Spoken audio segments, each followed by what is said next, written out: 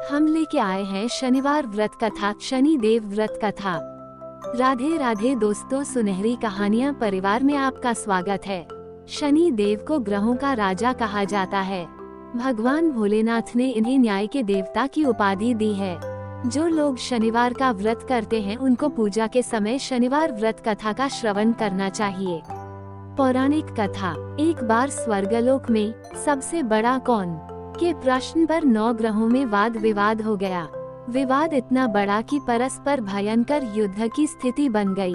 निर्णय के लिए सभी देवता देवराज इंद्र के पास पहुँचे और बोले, हे देवराज, आपको निर्णय करना होगा कि हम में से सबसे बड़ा कौन है। देवताओं का प्रश्न सुनकर देवराज इंद्र उलझन में पड़ गए। इंद्र बोले, मैं इस प्रश्न का उत्तर देने में असमर्थ हूँ। हम सभी पृथ्वीलोक में उज्जयिनी नगरी में राजा विक्रमादित्य के पास चलते हैं। देवराज इंद्र सहित सभी ग्रह देवता उज्जयिनी नगरी पहुँचे। महल में पहुंचकर जब देवताओं ने उनसे अपना प्रश्न पूछा तो राजा विक्रमादित्य भी कुछ देर के लिए परेशान हो उठे, क्योंकि सभी देवता अपनी अपनी शक्तियों के कारण महान थे। किसी को भी छोटा या बड़ा कह देने से उनके क्रोध के प्रकोप से भयंकर हानि पहुंच सकती थी। अचानक राजा विक्रमादित्य को एक उपाय सूझा और उन्होंने विभिन्न धातुओं स्वर्ण, रजत, चांदी, कांसा, ताम्र, तांबा, सीसा, रांगा, जस्ता, अभ्रक व लोहे के 9 आसन बनवाए। धातुओं के गुणों के अनुसार सभी आसनों को एक दूसरे के पीछे रखवाकर उन्होंने देवताओं को अपने अपने सिंहासन पर बैठने को कहा। देवताओं के बैठने के बाद राजा विक्रमादित्य ने कहा, आपका निर्णय तो स्वयं हो गया। जो सबसे पहले सिंहासन पर विराजमान है वही सबसे बड़ा है। राजा विक्रमादित्य के निर्णय को सुनकर शनि देवता ने सबसे पीछे आसन पर बैठने के कारण अपने को छोटा जानकर क्रोधित होकर कहा, राजा विक्रमादित्य, तुमने मुझे सबसे पीछे बैठाकर मेरा अपमान किया है। तुम मेरी शक्तियों से परिचित नहीं हो। मैं तुम्हारा सर्वनाश कर दूंगा। शनि ने कहा, सूर्य एक राशि पर 1 महीने, चंद्रमा 2.25 दिन, मंगल 1.5 महीने, बुध और शुक्र 1 महीने, बृहस्पति 13 महीने रहते हैं, लेकिन मैं किसी राशि पर 7.5 वर्ष 7.5 तक रहता हूँ। बड़े बड़े देवताओं को मैंने अपने प्रकोप से पीड़ित किया है।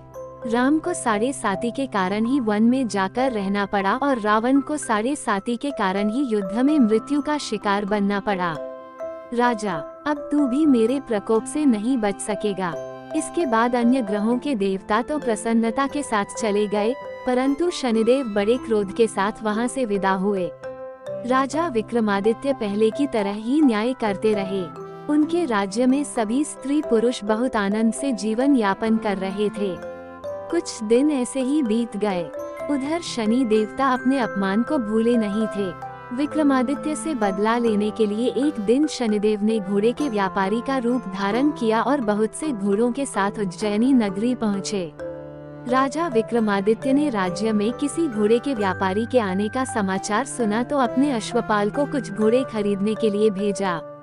घोड़े बहुत कीमती थे। अश्वपाल ने जब वापस लौटकर इस संबंध में बताया तो राजा विक्रमादित्य ने स्वयं आकर एक सुंदर व शक्तिशाली घोड़े को पसंद किया। घोड़े की चाल देखने के लिए राजा उस घोड़े पर सवार हुए तो वो घोड़ा बिजली की गति से दौड़ पड़ा। तेजी से दौड़ता घोड़ा राजा को दूर एक जंगल में ले गया और फिर राजा को वहां गिराकर जंगल में कहीं गायब हो गया। राजा अपने नगर को लौटने के लिए जंगल में भटकने लगा, लेकिन उन्हें लौटने का कोई रास्ता नहीं मिला। राजा को भूख प्यास लगाई।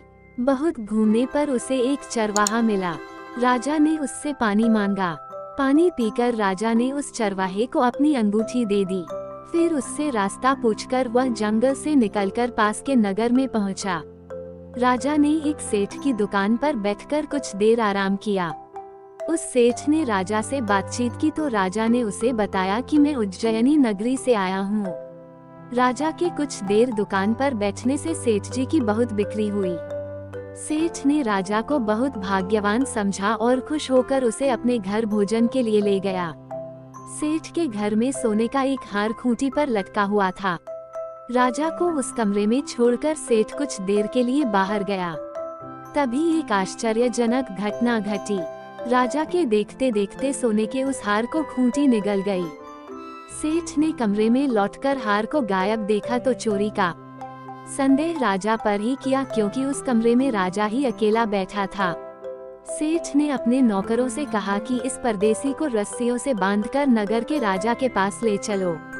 राजा ने विक्रमादित्य से हार के बारे में पूछा तो उसने बताया कि उसके देखते ही देखते खूंटी ने हार को निगल लिया था। इस पर राजा ने क्रोधित होकर चोरी करने के अपराध में विक्रमादित्य के हाथ पांव काटने का आदेश दे दिया। राजा विक्रमादित्य के हाथ पांव काटकर उसे नगर की सड़क पर छोड़ दिया गया। कुछ दिन बाद एक तेली उसे उठाकर अपने घर ले गया और उसे अपने कोल्हू पर बैठा दिया। राजा आवाज देकर बैलों को हाँकता रहता। इस तरह तेली का बैल चलता रहा और राजा को भोजन मिलता रहा।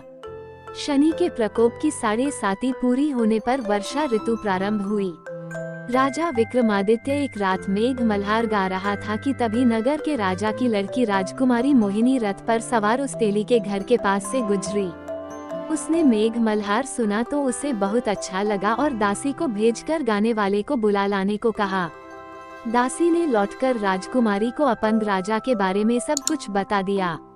राजकुमारी उसके मेघ मल्हार से बहुत मोहित हुई, अतः उसने सब कुछ जानकर भी अपंग राजा से विवाह करने का निश्चय कर लिया।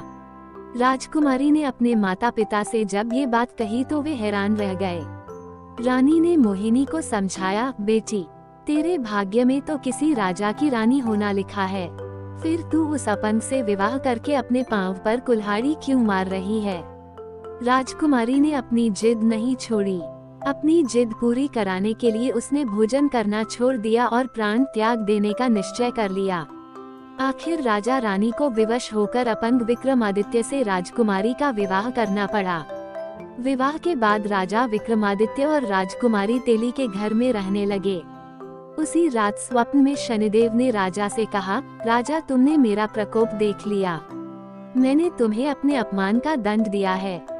राजा ने शनिदेव से क्षमा करने को कहा और प्रार्थना की, हे शनिदेव, आपने जितना दुख मुझे दिया है अन्य किसी को न देना। शनिदेव ने कुछ सोचकर कहा, राजा, मैं तुम्हारी प्रार्थना स्वीकार करता हूँ। जो कोई स्त्री पुरुष मेरी पूजा करेगा, शनिवार को व्रत करके मेरी व्रत कथा सुनेगा, उस पर मेरी अनुकंपा बनी रहेगी। प्रातःकाल राजा विक्रमादित्य की नींद खुली तो अपने हाथ पांव देखकर राजा को बहुत खुशी हुई। उसने मन ही मन शनिदेव को प्रणाम किया।